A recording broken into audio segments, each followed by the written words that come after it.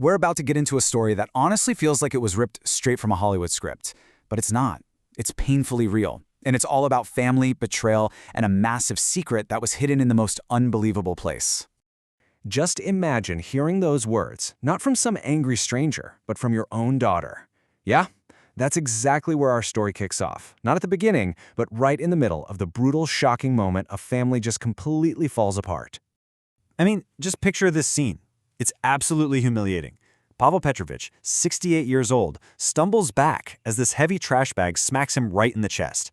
And his daughter, Nadia, just stands there while her husband, Vitalik, leans against the doorframe, a nasty little smirk on his face, filming the whole thing on his phone.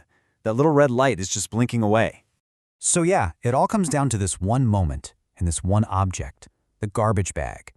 On the surface, it's just a symbol of him being thrown out.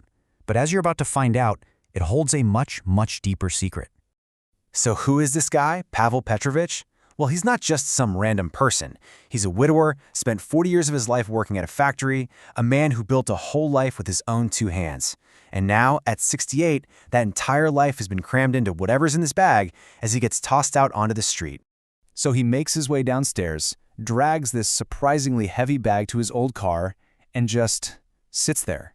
The engine's off, his hands are shaking, not from the cold, but from that deep, gut-wrenching feeling of being completely powerless.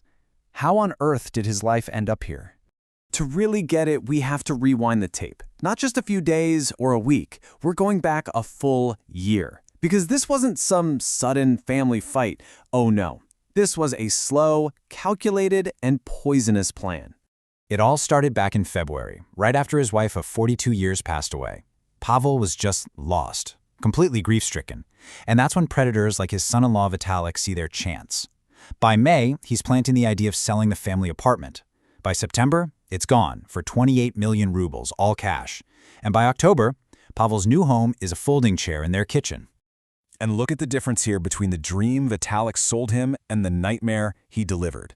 On one side, you've got this beautiful promise, a big new family home, no more money worries, grandkids on the way.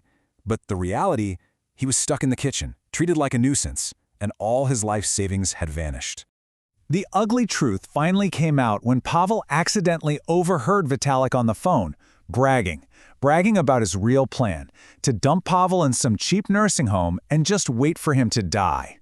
And in that moment, Pavel started to understand the silent terror his daughter was living in. Her cruelty, her shouting, it felt forced, unnatural. It was an act. Vitalik had cameras all over the apartment, and she was putting on a show for him. A show to protect herself and, as Pavel was about to find out, a show to save her father. All right, so let's jump back to the present. Pavel is sitting in his car. The engine's running now, and that garbage bag is sitting in the back. But this is where the entire story just flips on its head. He figured it was just his old clothes. One last bit of humiliation. But the bag was weirdly heavy, way heavier than it should have been.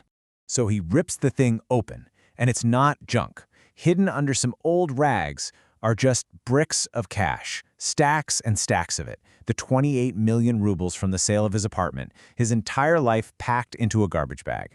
And right on top of the money, there's a folded piece of paper.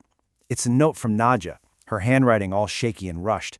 It starts, "Daddy, forgive me. He has cameras and microphones everywhere. He's a terrible person." And there it is, the whole horrifying scene, the screaming, throwing him out.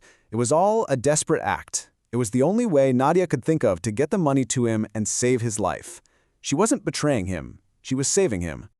Pavel slams the car into gear, his mind just reeling. He's not running away anymore. He's driving towards a future. But then, his phone rings. And in an instant, this escape turns into a rescue mission. It's Nadia. Her voice sounds awful. All she manages to say is, "Dad, he knows." And the line goes dead. Pavel doesn't even think. He spins the car around on the icy road and just floors it, flying back into the city. He finds her beaten, the apartment completely wrecked. He gets her out of there, but Vitalik is waiting for them in the courtyard. And this is that moment where you think, it's over. It's really over. Vitalik and two goons he hired are blocking their only way out. He's got a crowbar in his hand and that same evil smile on his face. There's nowhere to go. But before Vitalik can take a single step, the whole courtyard is blasted with headlights. 3 black minivans with no license plates screeched to a stop, boxing them in. Turns out, while Pavel was racing back, he had Nadia make one more phone call to an old friend from his army days. And just like that, the tables have completely turned. Okay, so what about the aftermath? After all that terror and chaos, what comes next is, finally, a chance to breathe. A new beginning. 8. That's the number. 8 years. That's how long Vitalik is going to prison for assault. And, funny enough, for a whole bunch of drugs that Pavel's friends just so happen to find in his car. Fast forward 3 months, and their world is a different place. They're in a little wooden house by a river, far away from all the noise. Nadia is healing, not just physically, but from the years of abuse.